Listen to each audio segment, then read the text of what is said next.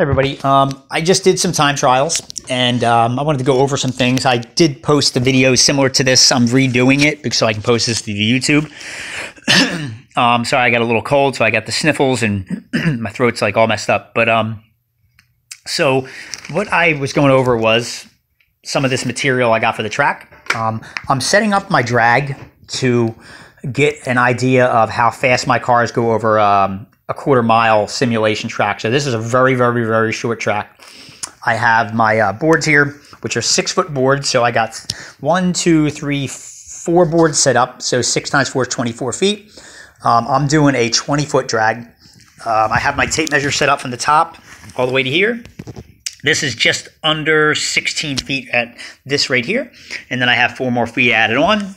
And then I have my track timer after the finish line. So it actually is a little bit longer than 20 feet, maybe an inch or so.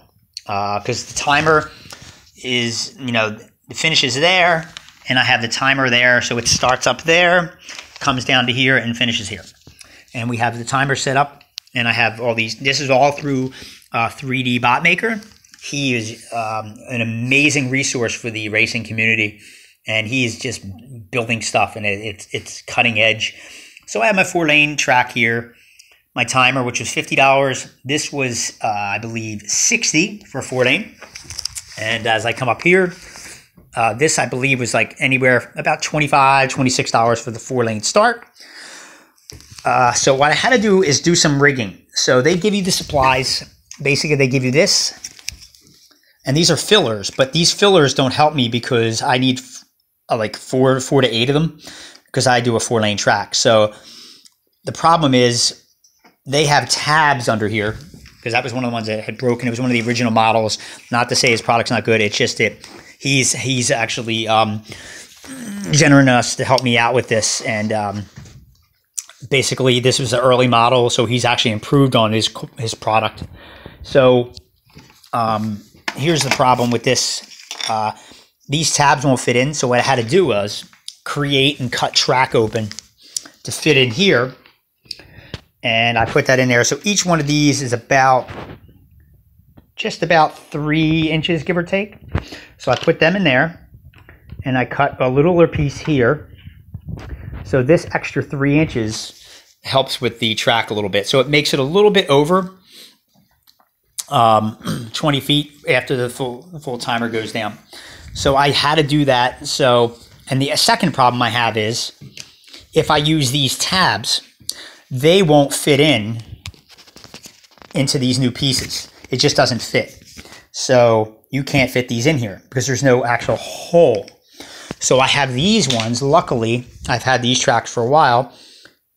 This also has the hole, but you can flip these upside down and they'll actually fit in here. So as you can see, they are flipped upside down and they actually make it fit very nicely. I was a little worried that I wasn't gonna be able to do this. But this actually works out really, really nice. A couple other problems I have with the track are there's imperfections in the track. Some are longer than others. And sometimes some tracks don't slide in really well, or they're slide in too loose. They're not tight. And I have these connectors that are also made by 3D Bot Maker, and they are connected, these connectors. So I try to do one like every other, and it's really a pain in the ass to do this. I'm sorry, but it just is really difficult to set this up. And it took me about an hour today to set this track up, and it was only 20 feet. It probably took another 15, 20 minutes to set it up. It just was not coming together properly. And, it really was really difficult for me. So I did some time trials with these cars. We're going to get into the meat here. So I did generational time trials, and I did different companies. So like I said, I found these metal machines. And so I raced them. They were really, really slow. They are really light and flimsily made.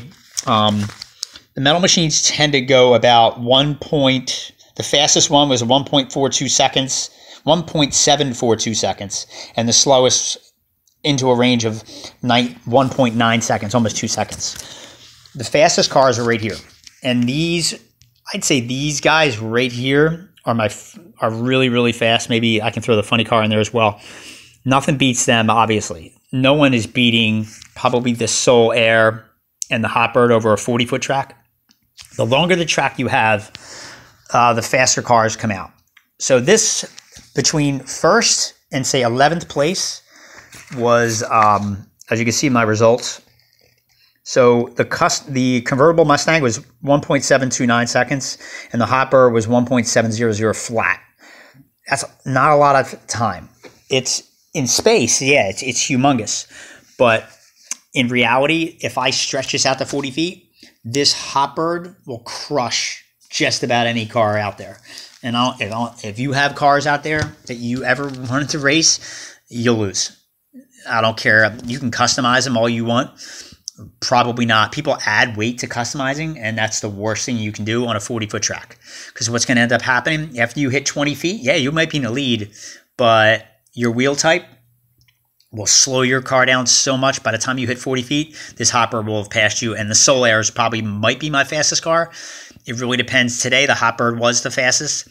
The Hotbird was 1.700, and the Soul Air is 1.712. Not a lot of time there. So a tenth of a second, not even a tenth of a second, hundredths of a second, 12 hundredths separated first and fourth. So these cars are really, really fast. And the reason why, you can see they're hot ones. Hot one. This was a Zamek. This is an ultra hot, the Soul Air. And the funny car, yes, the funny car is my heaviest car, and it's fast. Over a 20-foot track, it's quick. But once you extend that out to 40 feet, it's not as fast anymore. It's still fast, don't get me wrong. It's a really quick car. The weight does legitimately help. But you want to see how fast your cars really go? Stretch that out to 40 feet, and these cars get exposed. So I raced my Matchbox. I raced my older gen wheel types. I raced some Yatming cars. I raced some new gen cars right here. And I raced these Metal Machines, Splatter Paint, which is part of the newer gen, or actually middle generation, which I put with the funny car, the concept car, which is really fast. Splatter Paint, Mustang, they're all middle generation. I'd say 90s, 2000s.